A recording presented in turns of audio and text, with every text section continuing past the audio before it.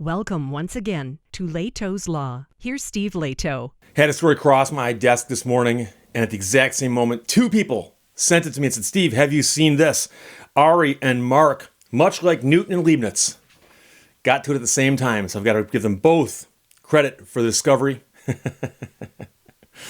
But CNN reports a school played The Lion King at a fundraising event and now has to pay a third of what it raised for doing so.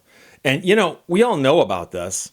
At the end and beginning of every DVD you've watched is a warning that says, this is for private home use only. All other uses are unauthorized and subject to all kinds of heinous federal penalties. And people have gotten so used to seeing that they disregard it, apparently. Ala Alasser wrote the story for CNN, and an elementary school in Berkeley, California, hosted a Parents' Night Out fundraiser. And they played a movie, The Lion King. And they did that thinking that it would make the kids happy. Well, Emerson Elementary School then received an email from a licensing company. This is 2 months after they played the video, saying that they had to pay $250 for illegally screening the movie. And one of the dads had bought the movie at Best Buy. David Rose told the CNN he's the PTA president. He owned it. We literally had no idea we were breaking the rules. Now, really? You guys didn't notice on the screen the thing that says for home use only at the beginning and end of the movie? Didn't? Here's the question.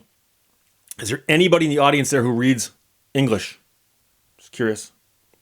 While the school doesn't know how exactly the company discovered the movie was played, Rose said the school's PTA will somewhat begrudgingly pay the money being demanded. The email sent to school by Movie Licensing USA informed Emerson faculty that the company had received an alert that Lion King was screened during an event on November 15th. Movie Licensing USA manages licensing for Disney and other major studios, and since the school does not have a license with the company, it's been asked to pay $250 for the screening and $250 if they plan on doing it again in the future. So if you want to, another $250. Anytime a movie is shown outside of the home, legal permission is needed to show it, as it is considered a public performance, says the email, which also is the same language at the beginning of the film and at the end of the film. Anytime movies are shown without the proper license, copyright law is violated, and the entity showing the movie can be fined by the studios. If a movie is shown for any entertainment reason, even in a classroom, it is required by law that the school obtains a public performance license. Movie Licensing USA did not immediately respond to a request for comment. And you should know that the $250 is small. They could probably demand more. Okay?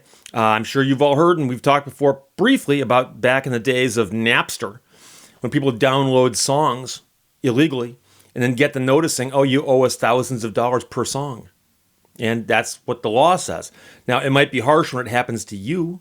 But of course, if you're the people who own the copyright and people are downloading your stuff for free, you wish they'd stop. So $250 seems to be a reasonable deal here. So some parents are upset about the fine. When it comes to this $250 movie screening fee, the issue goes much deeper than just licensing. Berkeley City Council member Lori Drosty, who is also a parent at Emerson, believes that Disney is being unfair. And here's what she says. There was an initiative passed in 1979 called Prop 13, which casts the property tax on all land. And so Disney's property tax rates are at 1978 values, which translates into millions upon millions of dollars a year that Disney is not paying. Dross told CNN. Yes, so Disney's not required to pay money, so they aren't paying it. Because of that, our schools are now extremely underfunded, she added. We went from the 70s being among the top education system in the U.S. to one of the lowest. Hey, I've got an idea for you. If you don't like the laws, and I know this is a radical concept, but I'm betting in the audience at either the screening of a movie or at a PTA meeting, there's going to be someone there who teaches a class called government or civics or something. And I'm pretty sure that the teacher who teaches that class could explain to you how laws are made. And if there are laws that you think are unfair, there are ways that you could attempt to address that. So there's two laws at play here. One is the law that says you've got to pay to screen publicly a movie that someone else owns the copyright to. You could attack that if you wanted to. You have to do that on the national level because that's federal law. Or If you don't like the way property taxes are distributed in California, that would be addressed by the California Assembly. They call it the Assembly.